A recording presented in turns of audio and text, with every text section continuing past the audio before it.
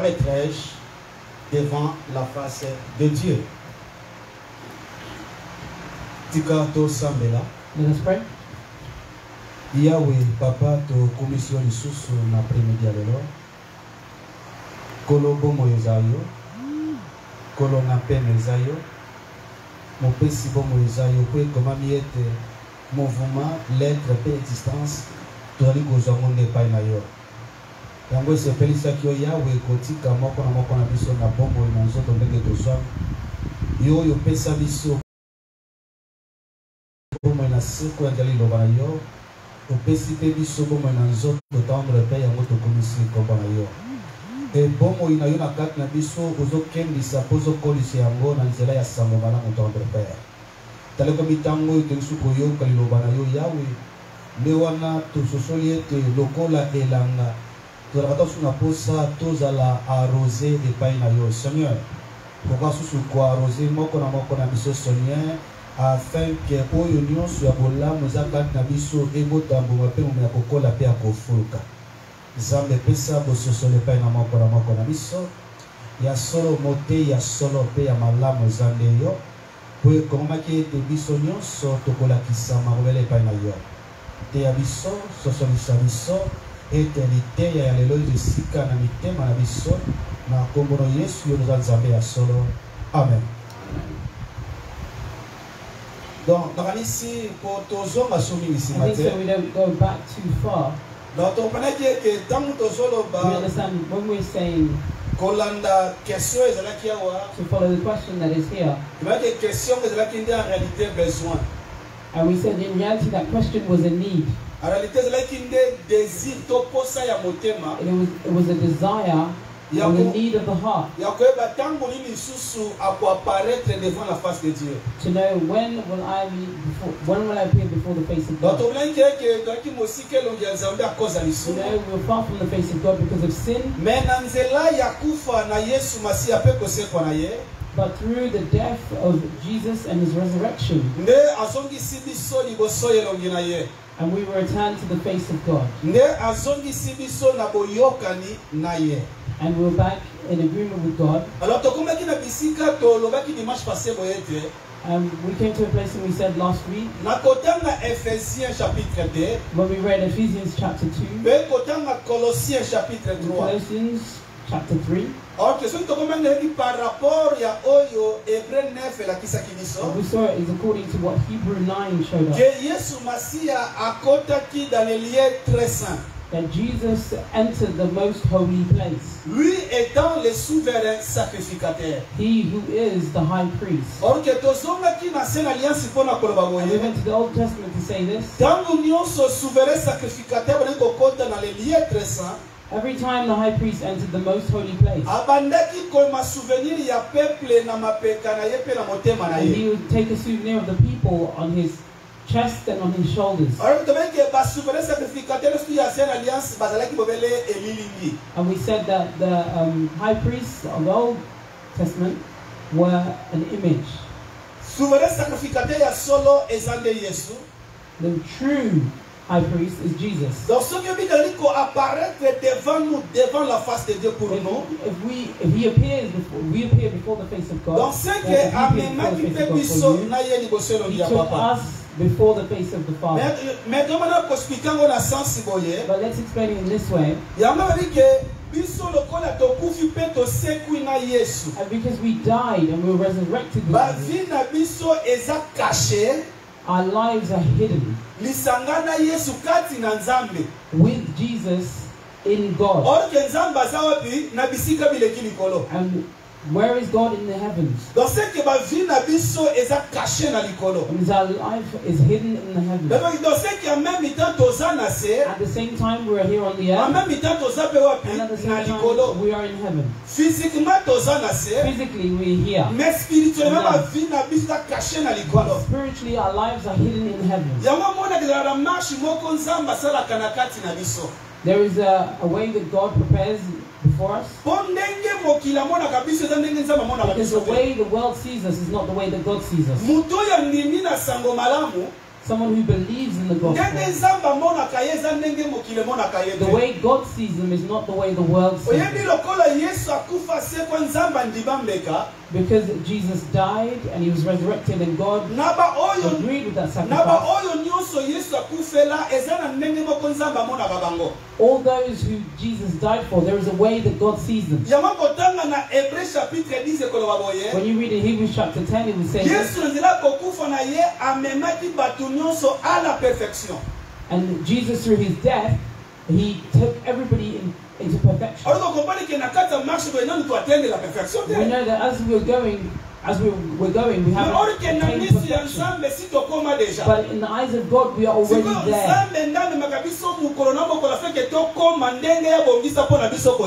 And God takes us each and every day so we can become what he prepared us to become. That's why if someone believes in the gospel today, it is like they identify themselves with the death and the resurrection of Jesus. Because you are resurrected with Jesus, look for the things of the heaven. Do not look for the things of the earth. Look for the things of the heavens where your lives are hidden. Why? Because we were resurrected with Jesus. When Jesus died in the flesh, we were not there. When Jesus was resurrected, we were not there. How do we identify ourselves? It is when we believe in the gospel. You see that what's happening in our spirit. That's why we go into a baptism. I'll speak about the baptism of the water. Like a little bit like we explained. There is someone that wanted to be baptized. If you believe in truly believe in the gospel, you know the first baptism that you received is not one a saint shall receive. Believe in the gospel and be baptized in the name of Jesus. If you have a need for a baptism, speak to me and we will prepare it. Like we resurrected with Jesus. That's what Colossians verse 3, chapter 5, chapter 5, verse 3 says. Faites donc mourir les membres qui sont sur la terre. You were resurrected with Jesus. Kill those things on the earth. That means God has called us to kill. What shall we kill and whom shall we kill? God has not called us to kill each other, but to kill the works of the body. For us to kill the works of the body. How will we kill the works of the body? It is not with our own strength. That's why we went to Romans chapter 8, verse 12 to 14. Understand that the Bible is showing us this. Because the verse I spoke about and we didn't. And someone asked for the verse. Sometimes we speak about things and we continue. If we take time to read all the verses that we give, and small things that we shall say, we do not say. But I'll give the verse today. Because they have need for it, it will help us. Let's kill the works of the body that are in the world. And the Holy Spirit shows us how we can kill the works of the flesh. Les actions de la chair. If by the Spirit we kill the works of the flesh, that means through the Holy Spirit we can kill the works of the flesh. That's why Zerubbabel was. God said to Zerubbabel, ce n'est ni par la force ni par la puissance, it is not by strength, mais c'est par mon esprit, dit l'Éternel, désarmé. By the Spirit of the Eternal. Donc c'est que pour aller monter l'éternel, pas monter dans la planète, c'était par la grâce, c'était par l'Esprit de Dieu. By the grace or by the Spirit of God. Donc c'est que puis c'est dans cela il y a mon limo mon sang. Is also through the Spirit. How is this happening? When someone is being led by the Holy Spirit. There is a language that the Bible uses. Nous ne sommes point redevables à la chair. We do not have a debt of the flesh. We do not have a debt of the flesh. Proverbs says this. If you are indebted to someone, you are a slave to that person you are indebted to. Proverbe chapitre 22 verset 7. Proverbs chapter 22 verse 7. You must know this, that we believe.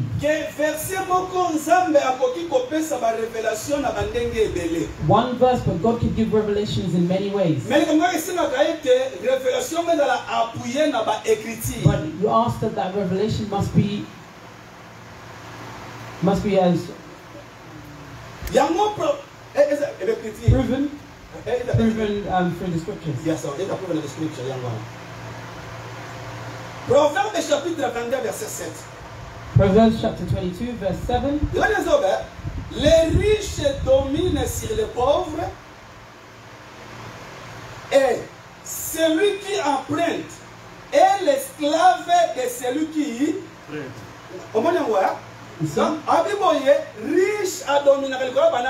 The rich rules over the poor. The one that borrows is the servant to the lender. Why do our African countries suffer before other countries? It's because, do you know why they put the rulers there? And why do they lead us instead of their rulers? It is because the debts that we have are like us. If you are debted to someone, you are their slave. And when the Bible says we are not debted to people, before the Holy Spirit within us, because we have the Holy Spirit within us, because we have been baptized by the Holy Spirit, because we have become the temple of God in the Spirit, we are not the slaves of the flesh. What it means is this: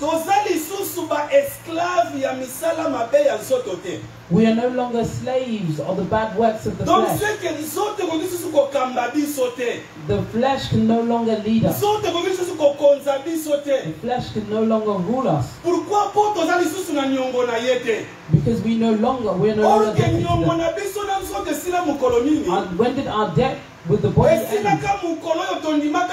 ended the day that we believed in the gospel and were baptized by the Holy Spirit. That is the time that the debt ended. Galates chapitre 2 verset 20 verse 20 says this: J'ai crucifié ma chair avec Christ à la croix. I crucified my body with Christ on the cross. Si je vis maintenant, if today, ce n'est plus moi qui vis, it is not me, mais c'est Christ qui vit. It's Christ that lives within me. Donc c'est que nous estamos à maçon dans autres côté. I'm not being led by the flesh. Because my body was already on the cross. The day that Jesus died, we weren't there. We said the cross today. It's not, oh, going break down the tree and carry the cross. That's not what it is. The cross where you should sacrifice your flesh. The cross today is the scripture. The cross today is the scriptures of God. And when you believe in it, and the Holy Spirit takes that word, and someone is born anew. And when you are born anew, c'est l'œuvre du Saint-Esprit par la parole. It is the work of the Holy Spirit. That's why we said that through the Holy Spirit we are killing the works of the flesh. The need to do something bad can come. But the only way you will be victorious over it is through the Holy Spirit. When these feelings come, and the Holy Spirit within you will tell you this. You see the thing that you want to do, it is not good according to the word of God. See when Jesus says, quand le Saint-Esprit viendra, when the Holy Spirit comes, il vous conduira dans toute la vérité. He'll lead you with truth. Or que Jean chapitre 17 verset 17. John chapter 17 verse 17. La vérité c'est quoi? C'est la parole. It is the word. Donc Saint-Esprit a la magie ou soit tant ça sauter. The Holy Spirit has no other magic that leads us by. Oh non, tant say we are being led by the Holy Spirit. What does this mean? It means my actions, my work. It is not being led by the flesh. If there's a feeling to be something bad, and I can't be victorious, obedient to the Holy Spirit, I'll be victorious over this. That's why the Bible says be led by the Holy Spirit. Why? So you should not complete the bad needs of the flesh. So we went to Genesis chapter 25 to tell the story of Rebecca. Rebecca, before she met with the servant of Abraham, her nose was bare. There's nothing there. Her nose was bare. It was not. And on her arms there was nothing there. When she met with the servant of Abraham, we know Abraham is the father, and Isaac is the son, and the servant is the Holy Spirit. We know that is the language of the shadows. There's three different people. Abraham is different. He is a father different. The son is different. And the servant is someone else. But in reality, the Bible says to us this: Father is God, the Son is God, and the Holy Spirit is God. Does that mean there are three gods? No. The scriptures say no. Because according to Ephesians, there is God. That's why it says this: God is on his own. He who is the Father, as a spirit, to save us, he had to come in the flesh. And the word had a body. And when he saved us, he did his work.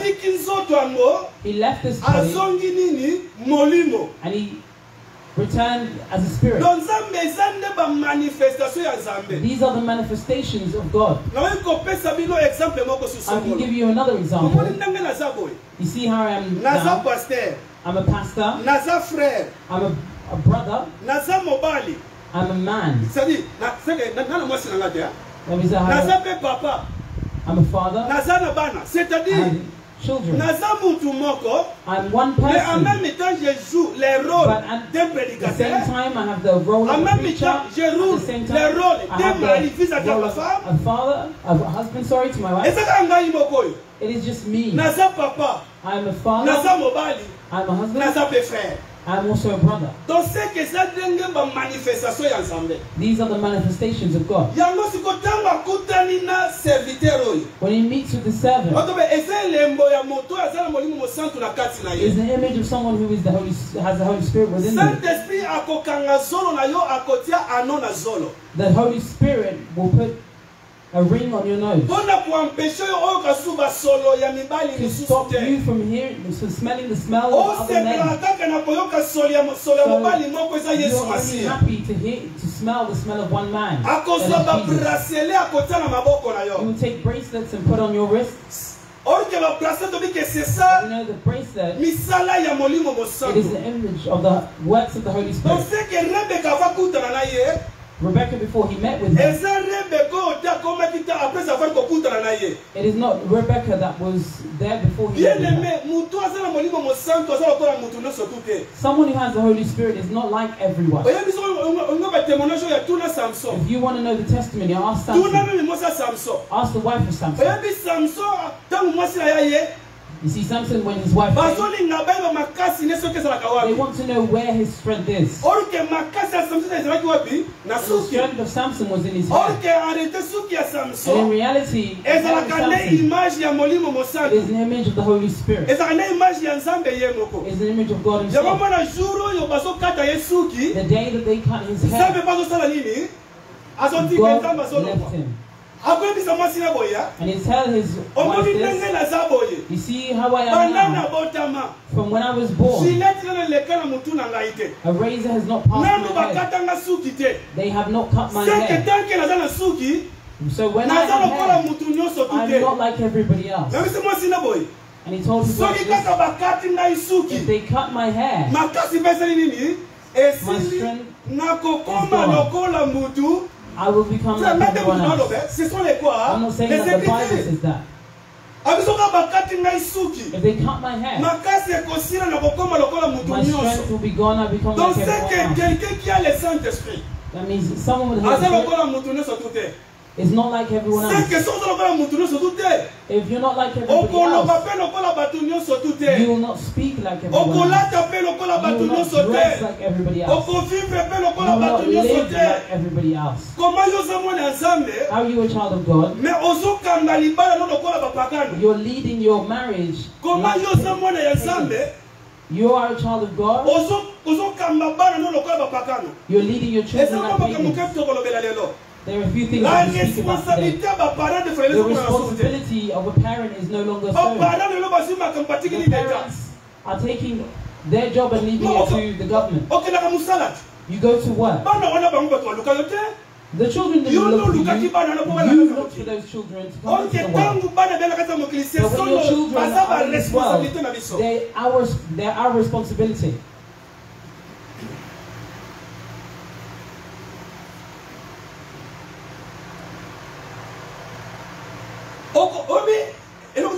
You know what hurts? You see, Christian families,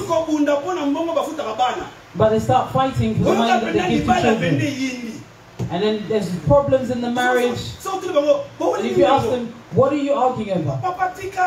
Say, leave it. The children's money, is not seen. You're a sister. Where do you put that money? And the sister said,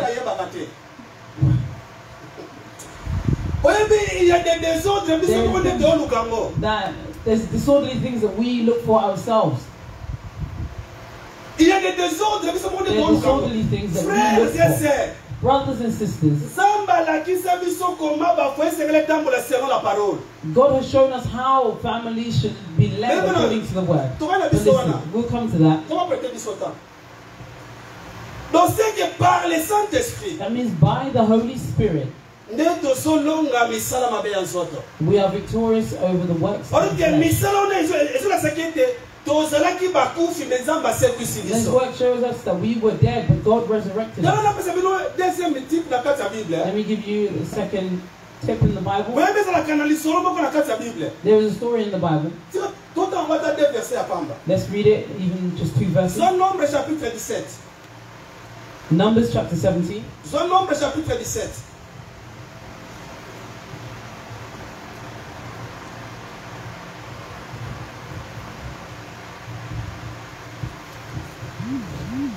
Et ça, mon ami, mais pour le temps, il faut regarder un verset. It is long for time. Let's just take 2 verses. Nombre chapitre 17. Tout le verset 7 et verset 8. Numbers chapter 17. We'll just take verse 7 and 8. Moïse déposa les verges devant l'Éternel dans la tente du témoignage. And Moses placed the rods before the Lord in the tabernacle of witness. Verset 8. This is verse 8. Le lendemain, lorsque Moïse entra dans la tente du témoignage, voici la verge d'Aaron pour la maison de Lévi avait fleuri. Elle avait poussé des boutons, produit de fleurs et mûri de quoi? Des amandes.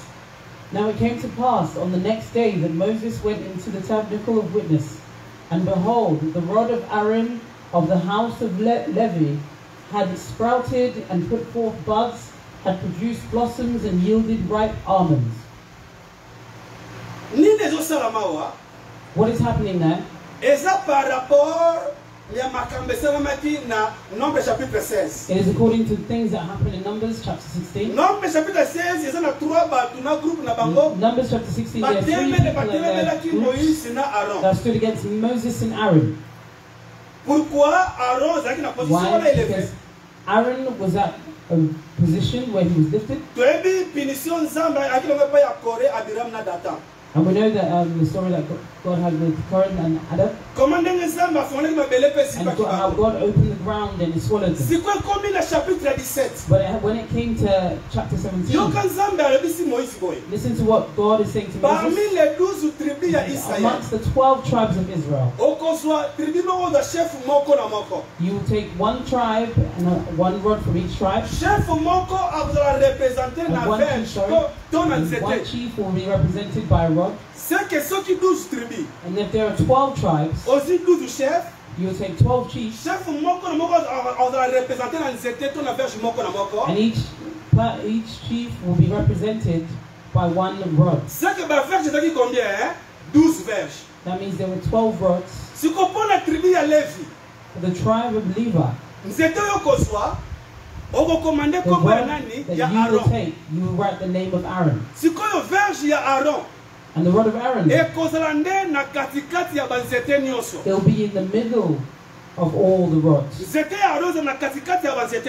the rod of Aaron will be in the middle of all the rods. Listen, and then you will take those rods and you will take it to the tabernacle of witness. And the tabernacle of witness is in the most holy place. Why did they call it the tabernacle of witness? Or the tabernacle? Because in the most holy place, there will be arche de l'alliance. They call it the Ark of Covenant. In the Ark of Covenant, and you'll see there was a bowl where they put bread, manna, and a little after they'll take the rod of Aaron and put it inside. And the witness. What was the witness? The 10 commandments God wrote on the stones. That's what they call the witness. That's what they call it, the Ark of Covenant.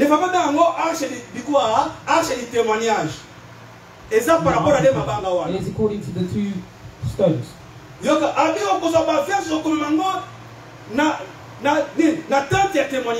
And you will take the rods and give it to the tabernacle of witness before I, the rods that came before the Lord, the rods that come before the Lord will dry. If you take a rod and you touch it, it is a dry part of the tree. The rods that entered before the face of God were dry. And Moses took it and it was dry. pendant la nuit, na katikati ya butu, throughout the night, in the middle of the night, God is doing the job, not on all the rods, but he's only working on Aaron's rod. When it came to the morning, when Moses came, within all the rods, you see the rod of Aaron. He said there were some flowers, but what shall we touch on? And it brought forth flowers. Not just flowers, but also had almonds. That was an almond tree. But what we're talking about, it was a dry tree.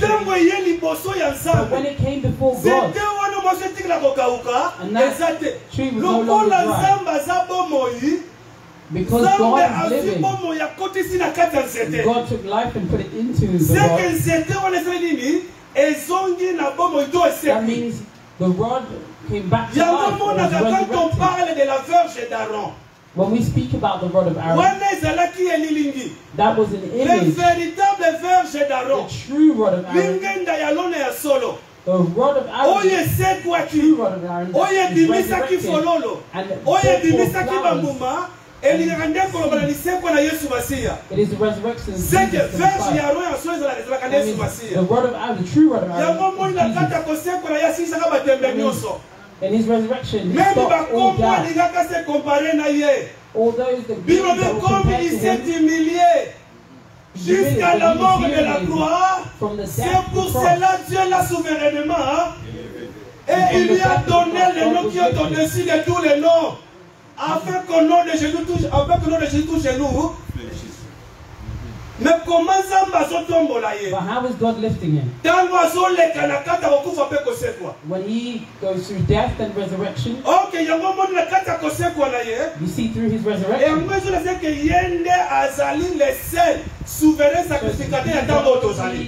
High priest at the time that we are at. If a preacher reads Psalms 33, it is like the oil that is poured on the head of Aaron, and it comes down to his beard until his clothes. You don't think that because you're a preacher, you are Aaron, and that oil is you. We understand in the New Testament, in the time that we are at, the true Aaron, the one that had oil come from his head and it continued to go down onto his clothes, the true Aaron is Jesus. So the oil that was poured onto him was the Holy Spirit. When he died and was resurrected, the same Spirit is also within us. We are the clothes. Mais Dieu permet aussi le passage à barbe. And Jesus permitted the passage of the beard. That means that's why every church has a beard. And what is the beard of Jesus?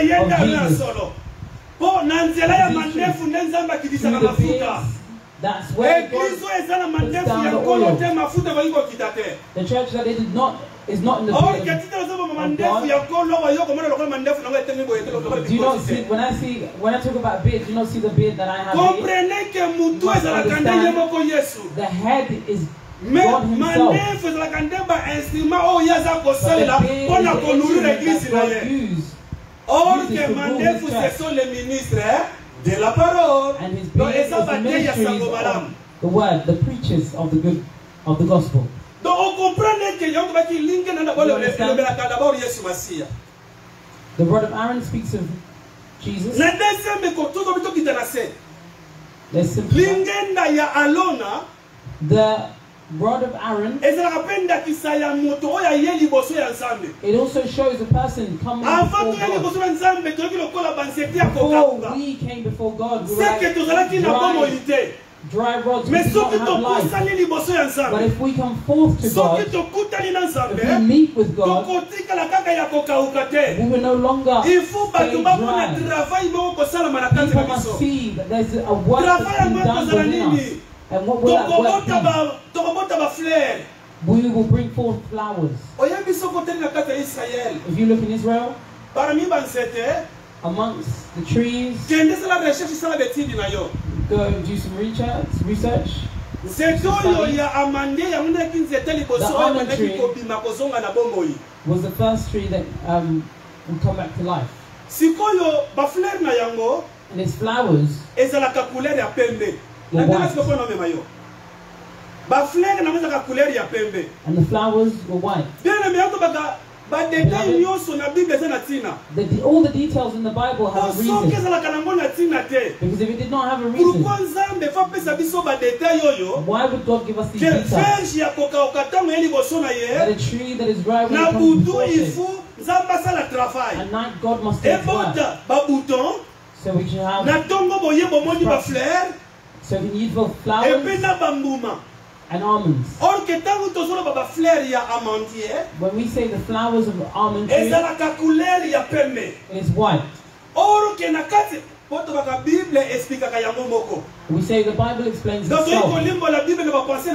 We cannot explain the Bible without the thoughts. I'll explain it well. Let's ask the wise man in the Bible. Let's go and get a preacher. Look at how the preacher Solomon explains the flower of almond tree. That is white. If we meet with God, brothers and sisters, we must bring forth white flowers. Look at how he explains the white flower. These are things that happen in our lives when we believe in the gospel. Okay, Ecclesiastes chapter 12. Soit Ecclésiaste chapitre 12.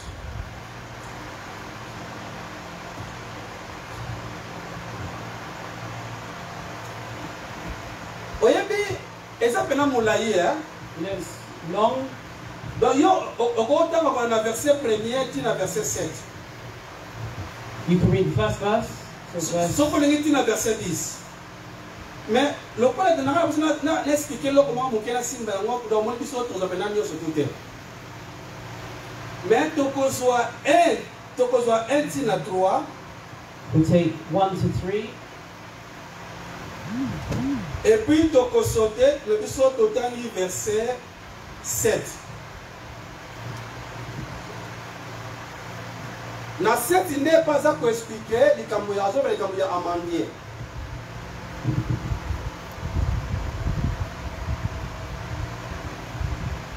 Nabi Ecclésiaste chapitre 12. Ecclésiastes. Tala déjà pour personne idée, hein, pour personne idée, hein. Yo kandenge mosakola sobanda. Jeune homme, réjouis-toi dans ta jeunesse. Livre ton cœur à la joie pendant les jours de ta jeunesse. Marche dans les voies de ton cœur et selon les regards de tes yeux. Mais sache que pour tout cela, Dieu t'appellera en jugement. En attendant, il y a tout le verset 2. Bannis de ton cœur le chagrin. Éloigne le mal de ton corps, car la jeunesse et l'aurore sont vanité. Landa, moi de awawa, en bref, dans le chapitre 12 ans.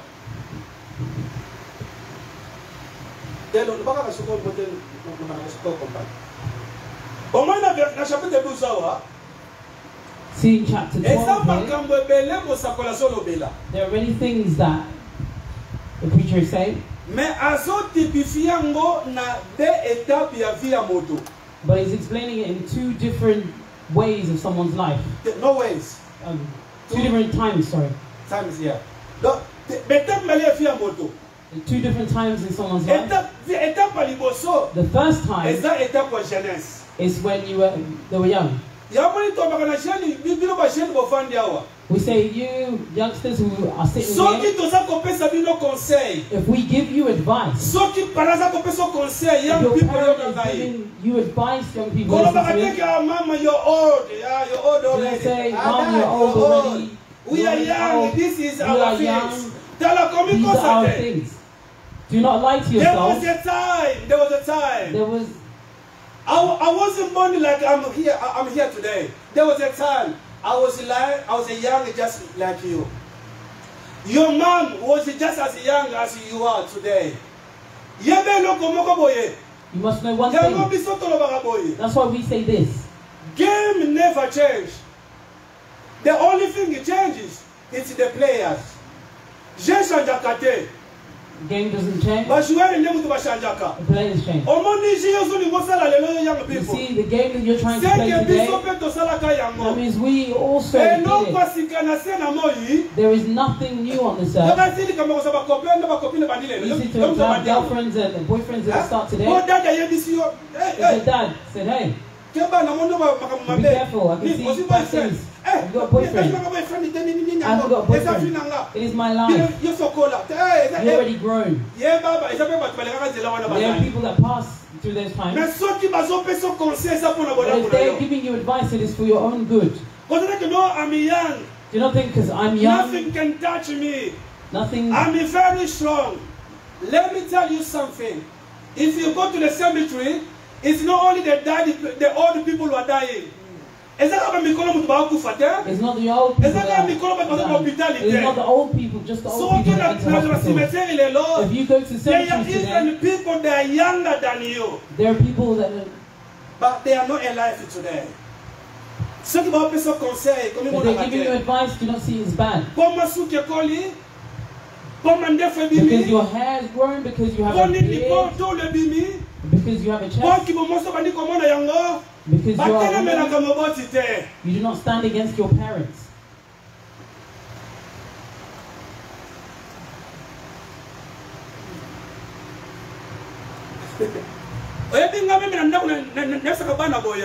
You see me at home, I tell my children this. Don't think that you can do something that I do not know. The things that you do today are things that I went through. But because I'm a father, sometimes I'm looking as if I don't see, but I can see. A father does not speak all the time. A mother speaks all the time. Children get tired. A father knows when to speak and when to observe. I'm looking, but I've already seen it. But it's like I haven't seen it yet. But there will be a time when I will go back to it.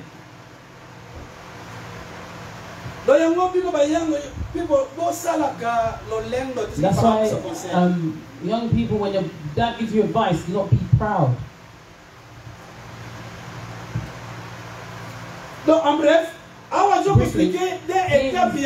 Explaining two times in someone's life. Dad, I know how to pray, but I'm young. Let me enjoy myself a bit, you know. Your father finds you traveling, and it's your size. Your dad sits on your waist, but you want it. So the underwear that you're wearing, you got boxes, they can see it. I'm not alone. I'm not alone. My brother, my friend also, they're doing that. I'm not on my own. My friends wear the same thing. You are not your friend. You are not your friend. You are not your friend. You are you. You're not your friend. You are you. Do not follow the education of your friends. Listen to the education of your mother and father. It doesn't mean because they're wearing trousers that come down to here. If your parent tells you my child is for your own good, look at the proof. When they grow up and they get a job, they finish their university, why not in the interview will you go with the child that's halfway down? You won't tell the person in the interview, no, it doesn't matter. Why don't you do that? There are serious things. Dressing is a good thing. But dress in a good way. Cover your body. The question we should ask ourselves, when you're young, or whether you're young or old, whether you're a man or a woman, let's ask the question, why do we buy clothes? Why do we buy clothes? If we know the reason for clothes, some of the clothes, they won't stop us from wearing it, but we'll stop wearing it ourselves. Because the reason for clothes, the first reason for clothes, is to cover your nudity. When your underwear is seen, that means your nudity is not hidden. What is the work of your clothes? We do not refuse things just to refuse them. We show why we refuse these things. To cover your body. The clothes are to cover your body. That is it. Understand that there are two times in life. When that person is young, that means rejoice your body. Do what you please. But know one day, God will call you to be judged. Those youngsters will not believe in the gospel. Those young people who die and not believe in the gospel, judgment will await them. That's why the gospel, they don't give it a reason. I'm young. Believe in the gospel.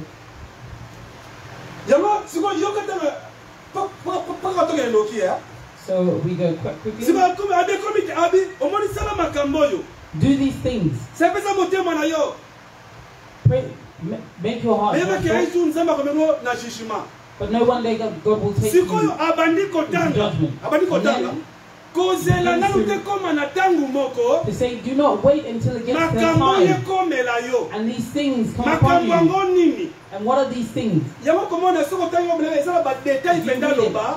details that they speak of. How, when you're old and how your body becomes. There are some words that are being used here. They talk to someone who watches and is tired, and someone who's old and shakes. The older that someone gets, the more their body changes. Their eyes no longer see properly. Their knees become weak. Their hands do not hold things. And they cannot break anymore. All those things they speak about. Some say, break the bones when your teeth are strong. But my thing is this. They're explaining being young like the right of the sun. Dawn.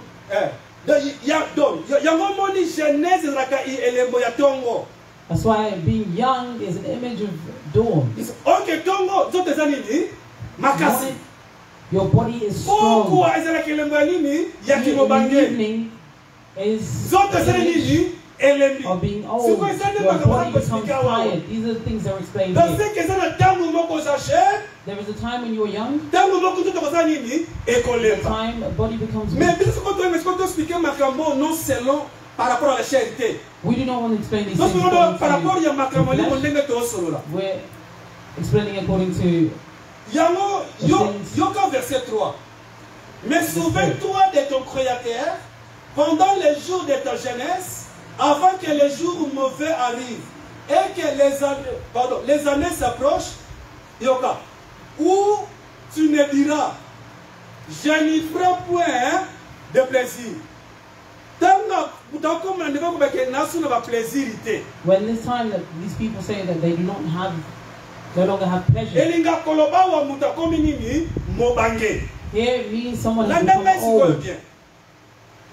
And someone who's already become old, when it continues, it gives details and how the body changes. There are many prophecies within it. It speaks of many things. When he gets to verse 7,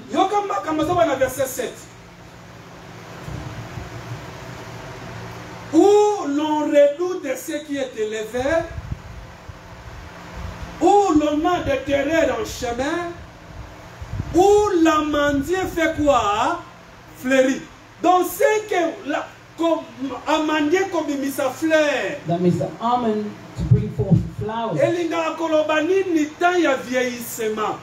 It's the time. Ah, ok. 11,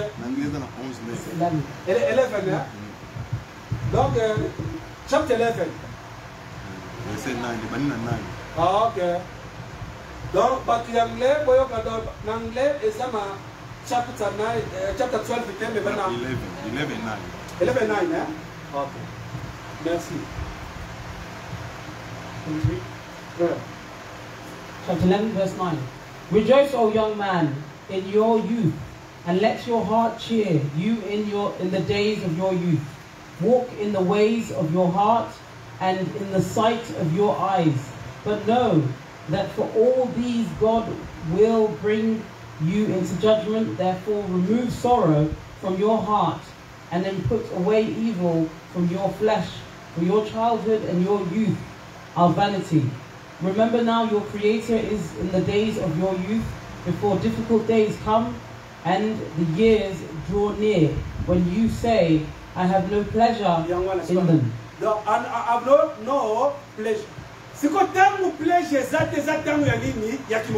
When there is no pleasure, that is the time of elderness. And when you're old, they start to explain how the body becomes. Because an old person is a person that no longer has pleasure. Remember the story of Abraham and Sarah. When God came to visit Abraham, Sarah will be the child and have a child. And Sarah will laugh and say, I've already become old. Will he have that pleasure? And Abraham and Sarah said like brother. When parents are old, you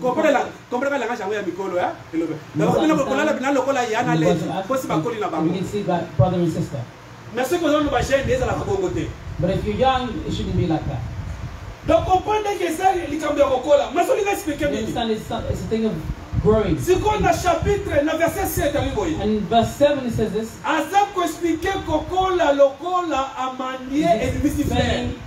Growing up like an almond has brought forth flower. And the flower of the almond tree is white. And something that is white when you're old is hair.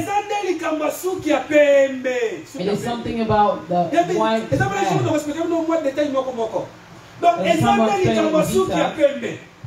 is a thing of white hair. The rod of Aaron. To say the rod of Aaron brought forth flowers. That means that rod entered young before the face of God. But when it was coming out, it was no longer young. It's becoming old. It entered with black hair. But when it came out, with white hair. So Jesus, if you look at him today, before he died, he had black hair. But when he was resurrected, he no longer had black hair. He had white hair. I'm not asking you to look at Jesus in the film. Jesus in the film, you will not see it. And Jesus in the film, why do they always show us white people? That's not Jesus in the film, I'm talking about Jesus in the Bible. Because Jesus in the Bible was not Italian. The one in the film, you see, the actor is Italian. Donc on comprend que sous ya pembe linga understand white hair means elderliness. Or que na Bible ki mubangeli nga kolobani. In the Bible, elderliness. Jeunesse belinga kolobani. What does Genesis say? Jeunesse na tango yozote za makasi. Being young. Mudosa na makambo lingi ye moko. It is when this person is doing what they want. Na ye pasa makasi. And they're doing the pleasures of their body because they're strong. And when you are old is when you do not have the strength anymore. And the joy is no longer there. What does that mean? One day when Jesus died and was resurrected, and Jesus will look at Peter and say, Peter, when you were young, you closed your own belt, you walked on your own, and you did what you wanted. But when you are old, when you will become old, you will no longer do up your own belt. But someone else will do your belt. And that person will take you where you do not want to go. What does this mean? Who is the old person? Is someone that is not led on their own, has not led according to the flesh, but that person is leading them where the body does not want to go. And that person is the Holy Spirit. That's why the Bible says this. The body has the needs that are on the contrary to the Holy Spirit. What the Spirit wants, the body cannot want. What the flesh wants, the Spirit will want. The Spirit will take the body where it does not want to go. That is the time of elderliness. When someone has believed in the gospel, and the Holy Spirit is within them, the Holy Spirit does not lead them. They are not led on their own, but the Holy Spirit leads them. That is being old. That's why the things that you like, the sins that you like, when the Holy Spirit is within you see these things and you hate them. Why do you hate them? Because of the Holy Spirit within you. When there is a flower, there and your elders must be seen for your work. The fruits, you speak the word. You will know each tree by its fruits.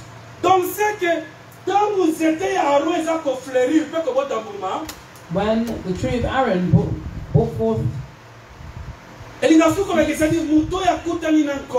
or flowers, it shows the person who is met with God, the person who has a Holy Spirit, how their life has changed, how they are led according to the Holy Spirit, and they bring forth the works of the Spirit. Because they passed the night before the face of God. That's why you see, beloved,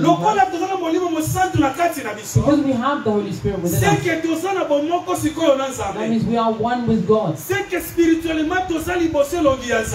spiritually we are before the face of God. That's why you see us, the saints today, as the children of God, God is revealing to us more and more, day by day, through the revelation of His word. When the teachings come, speak to us. It's giving us details to how God is. That means in a different way,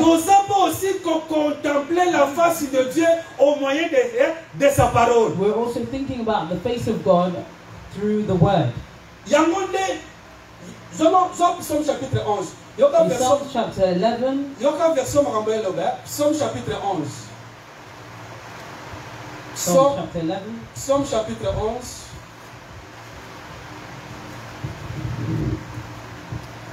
Psaume chapitre 11. On attend, nous allons verset 7. Psalm chapter 11, verse 7.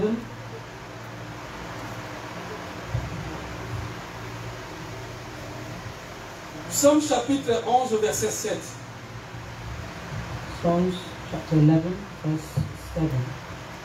Et puis, nous allons sur 2 Corinthiens chapitre 3.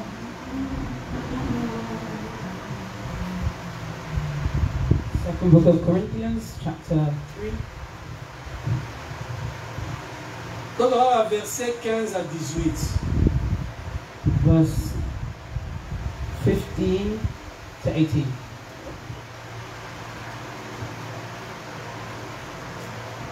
Nabi al-Bosso, Psaume chapitre 11, verset 7. Psalm chapter 11, verse 7. Et puis, aller 2 Corinthiens chapitre 3, verset 15 à 18. And 2 book of Corinthians, chapter 3, verse 15 to 18. Let's read in Psalms. Car l'Éternel est juste, il aime la justice. Je vais continuer. Les hommes droits contemplent sa face. Donc, ce que Banani Bazo contemple face à Zambé, ce sont les hommes droits. For the Lord is righteous, he loves the righteousness, his countenance beholds the upright. Yeah. Donc, his countenance is an enemy, et l'onginaï. Or que l'onginaï, his countenance, c'est par rapport à la lumière. It's according to his light. C'est par rapport à la gloire de Dieu. According to his glory. La face de Dieu, c'est quoi? C'est ça aussi, c'est la gloire de Dieu. It is also the glory of God. Souvenez-vous de Exode chapitre 33. Exodus chapter 33. When Moses will say to God, God, if I receive grace from you, montre-moi ta gloire. I want to see your glory.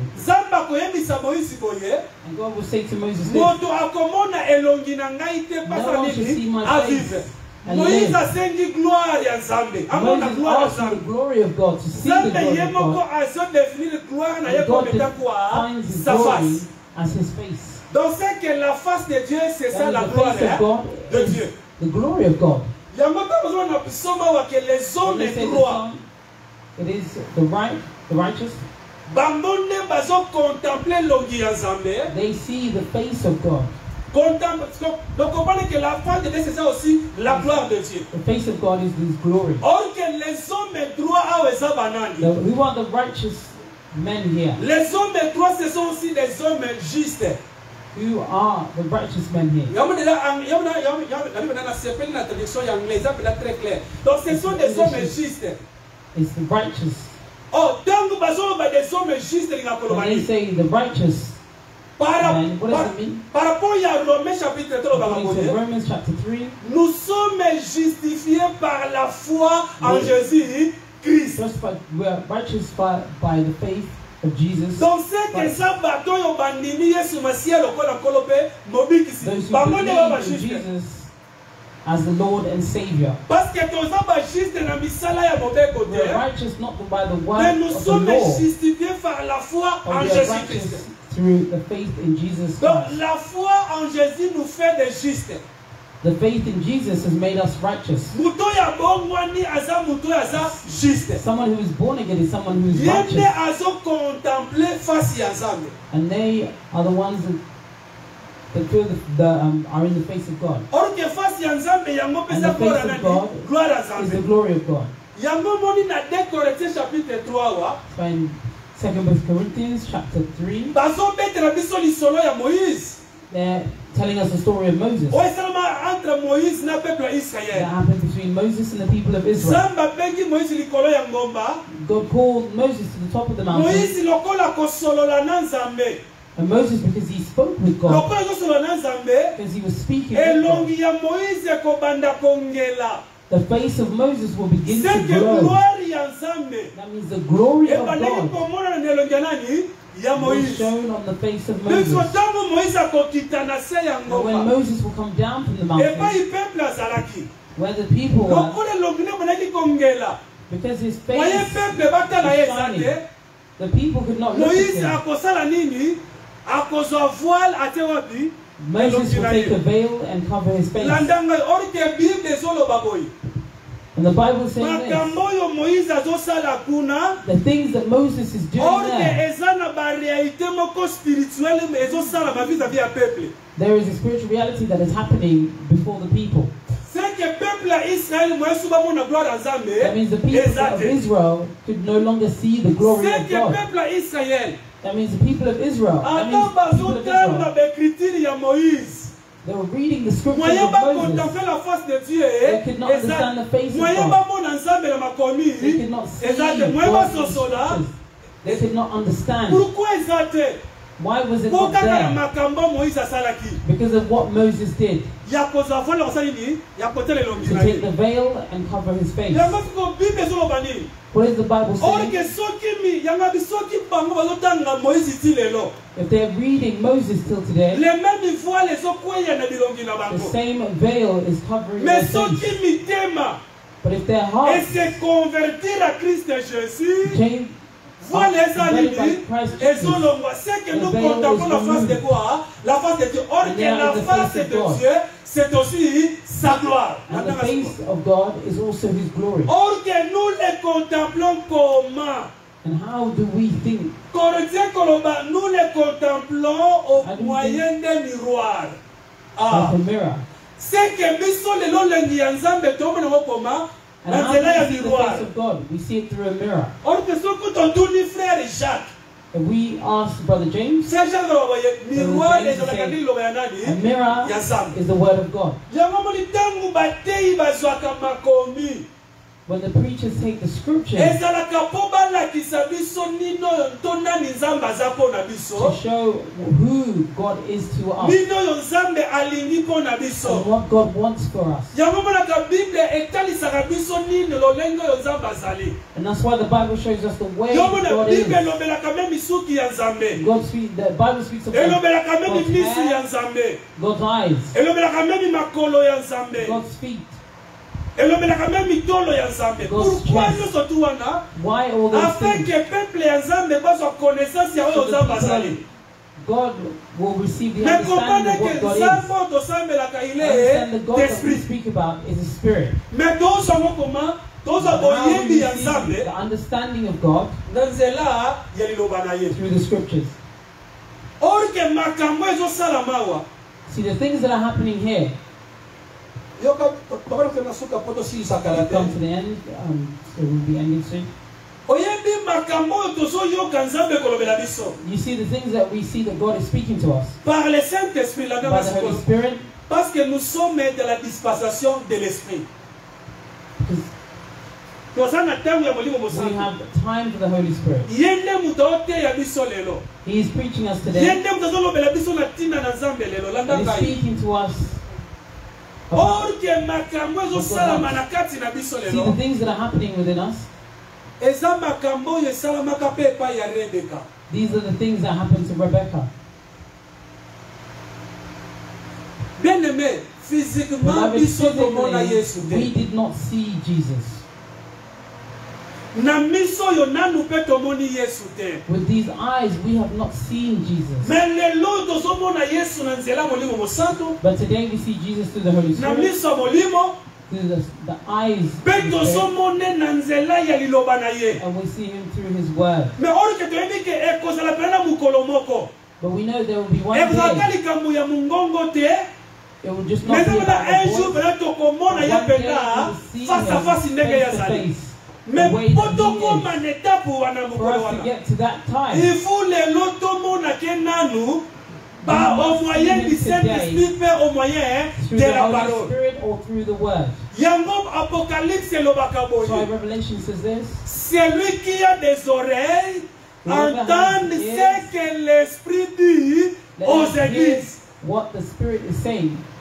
C'est que mon limo ndazote ya biso lelo. La même Spirit preaches us today. Orke nanzela ya molimo. Through the Spirit, He gives us the details of the husband. These are the things that happened to Rebecca. Rebecca did not see Isaac.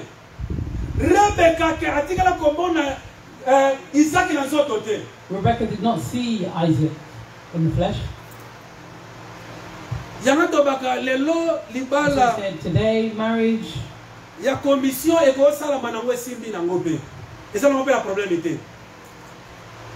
Sorry. Hein?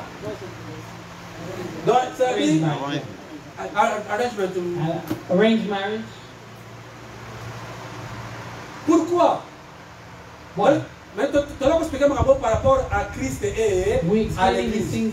Bon, maintenant il y a de l'Église. Est-ce que tout le monde a vu? We love Jesus today, but we have not seen it. You have not seen it.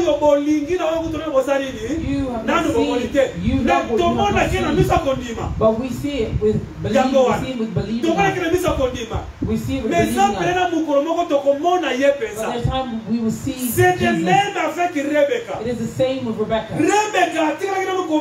Rebecca did not see Isaac physically. But how did she receive the details of Isaac? And how did you know the need of Isaac? How did she know? How did she know the goodness of the father of Isaac? How did she know what Isaac's father had?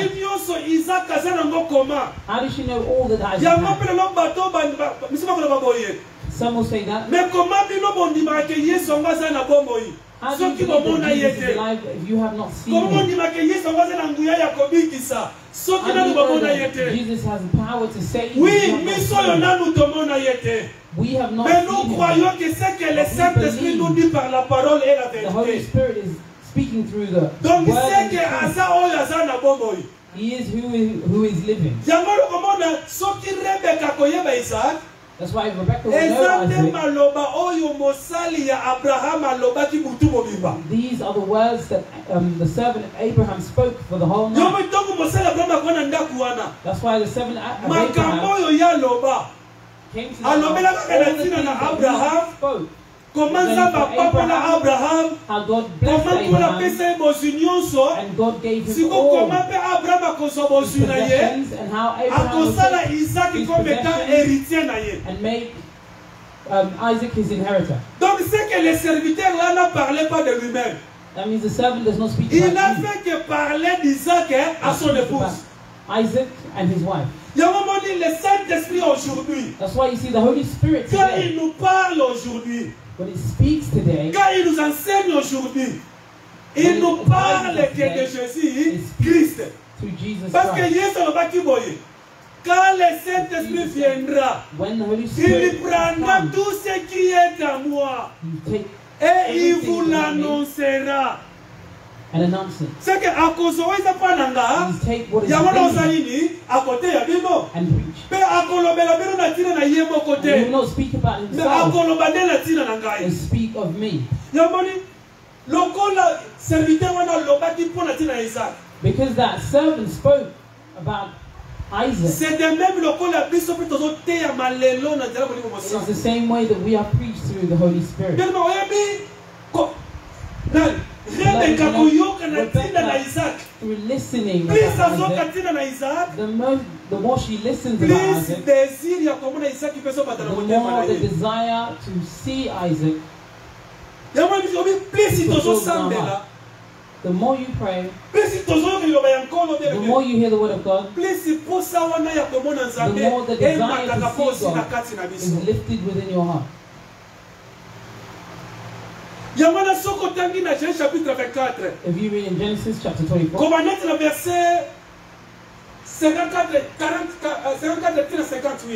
to start from verse 54, spoke for the whole night. It came to morning. The time that we are at is the time of night. We are waiting Yango romelo bakaboye. the morning. La nuit est avancée. Les jours, hein? Continue. Or que les jours approchent, c'est ça l'enlèvement de l'église. Coming is the rapture of the church. When he came tonight and he spoke and it was morning, the servant will tell the parents of Rebecca, I'll be going now because I must return. My mission is over. Must return.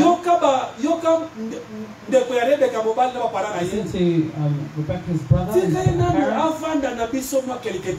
Let her dwell with us a little more time. Because God has already completed my mission. I have no time to wait. I must go. Listen to them. It is nothing to do with us. Let us call her. Let us hear what she wants to say. When they call her, say, Rebecca, look at this servant. He's going. So you can become the wife of his master.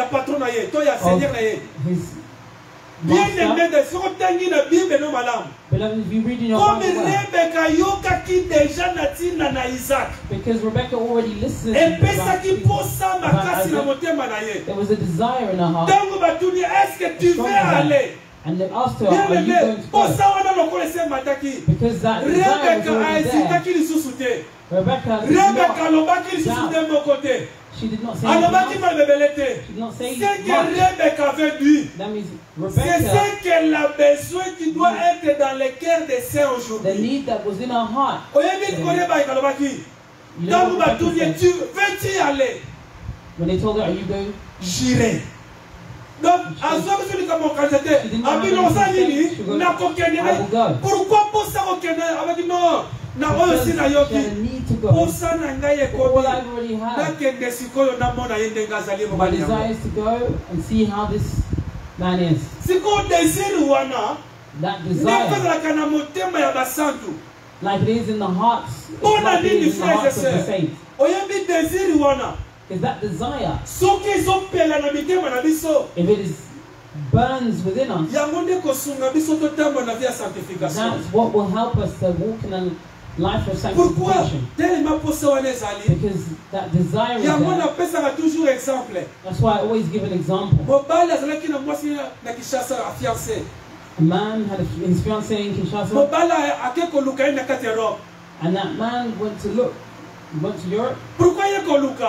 Why did he come to look so he could afin que abengisa mwasi na ye, ability to call his wife, because where he is, his wife should be there. That's an example of the world to give us understanding. That's why Jesus said, I've gone to prepare a place, and one day I'll come and get you, so where I am, you can also be. Listen, there must be a desire in your heart. Let's read the verse, and then we'll explain. Peut-être na grâce à Nzambe ndiango pa tokosukela dimanche prochain. Next Sunday. Ndiango pa tokotia la point virgule. That's why we put a pause.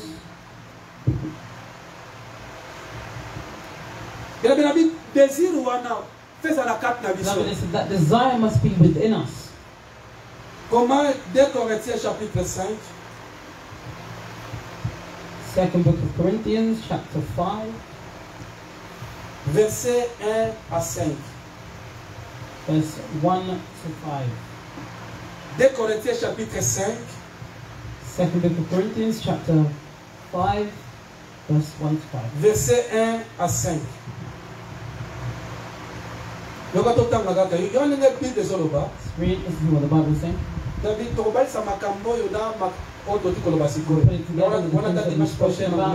next week.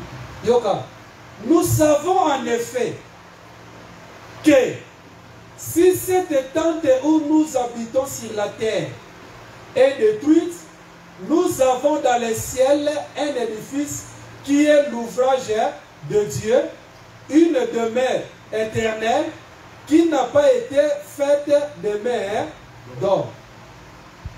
For we know that if our earthly house, this tent, is destroyed, we have a building from God, a house not made with the hands of it, made with hands, eternal in heaven. Listen to verse 2. Aussi, nous gémissons dans cette tente. Là, on peut bien. Nous gémissons dans cette tente, désirant. Donc, c'est que nous voyons les gémissements et les désirs. Alors, aussi nous gémissons dans cette tente, désirant revêtir notre domicile céleste. For in this we groan earnestly, desiring to be clothed with our habitation, which is from heaven. We'll spend that a true child of God who is a saint. Their life is the life of. Donc, il y a qu'à se plaindre. Tu vas se plaindre et ça par rapport à ma campagne, à mon qualité, ça par rapport à ça, non mais qu'à expliquer. Without the things from the world. Puisque mouton a gémi ça, selon la Bible, asa mouton yo azali opprimé, pe asa tourmenté. These are the things that our lives, a true child of God, is not at ease. If you begin to be at ease, you have to be careful. To be at ease, what is it to be at ease? So everything that is going on in the world makes you happy. Everything that is going on in this world you see as good. You have to be careful. The Bible says, why we ourselves? Because we want to leave these bodies so we can have the bodies of heaven. It is the desire of Rebecca. That desire must be within us. Si du moins nous sommes trouvés vêtus et non pas nus. Car, tandis que nous sommes dans cette tente, à répéter, nous gémissons, accablés, parce que nous voulons non pas nous dépouiller, mais nous revêtir afin que ce qui est mortel soit englouti par la vie. Indeed, if indeed, having been clothed, we shall not be found naked, for we are in this tent grown, being burdened, not because we want to be unclothed, but further clothed, that immortality may be swallowed up by life. Verset 5. Et celui qui nous a formés pour cela, c'est Dieu qui nous a donné les arts de l'esprit. Now he who has prepared us for this very thing is God, who also has given us the Spirit as a guarantee. These are all things of the Holy Spirit. That's why he said from the beginning, if someone doesn't have the Holy Spirit, you have not been born anew. Because you have not started the way of God. And the rapture is not yet for you. So to pray and to be born again starts when we have the Holy Spirit within our lives. Why? Beloved, because these bodies, there are times that we shall leave it. There are two ways. It is either the rapture, if not the rapture, the other thing is death. Souvenez-vous, frères et sœurs, Just remember the time, brothers and sisters. That's why he's saying this. If the tents that we have under the sun are ruined or destroyed. You see, today the world, they're making organizations to fight against climate change. Global warming. He said, let us fight global warming. It is good. Mokili it will not return to how it was before sin. Because sin had already entered, it ruined everything. The perfection that people see, the good that people see, it is not something of today. It is something of the eternal kingdom of God. That's why in the there's some time that God will make a new heavens and a new earth. The earth will continue to be ruined. That's why our body, it gets old and it's ruined. It is the same time the bodies will not ruin. Some people are looking for it through science.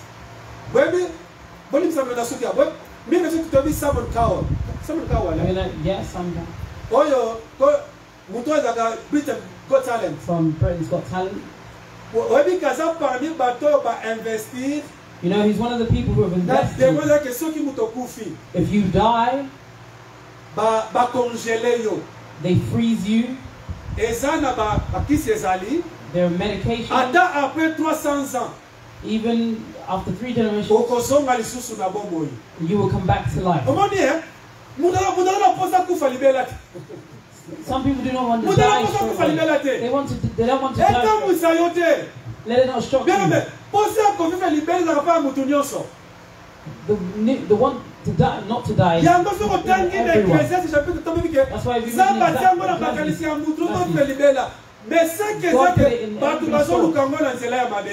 that we will live forever, but people are looking for it in a bad way.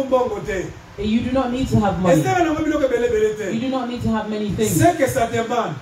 The demand is for you to see eternal life. You must believe in Jesus Christ as your Savior. These bodies will be ruined. Brother gave a testimony of his in-law. If you look in the second book of Peter is saying this, said, brethren, I know that while I'm in this tent, I must wake up your conscience. Because I know that I will leave this tent soon. These bodies are not us. These bodies are the houses that we receive. You see how we entered is how we will exit. You know, one day we will leave these bodies. Do not forget it, my brothers and sisters.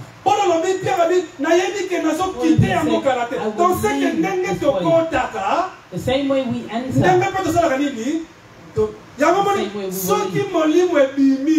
if the spirit leaves, they say that the person is dead. We will follow quand Jésus a dit, speak, and his word said, when Jesus je remets mon esprit entre tes mains, et personne ne dit, akufi. And he died. And that's how we will be. See, these houses are tents. The same way we enter is the same way we shall leave. And what position shall you leave? Each and everyone knows the day that they were born. And the events you know. That's why we celebrate our birthday. What about the day of our death? Who knows? désir wana that desire will permit us to walk in fear of God. Nous sommes des esprits. We are spirits. Revêtis le corps de la chair. One day we shall leave these bodies. Il y a même un jour enlèvement. We will not go with these bodies. We will leave these bodies. These bodies will stay. Pourquoi? Read it in the Bible. But why? Because I so we can pray to God later.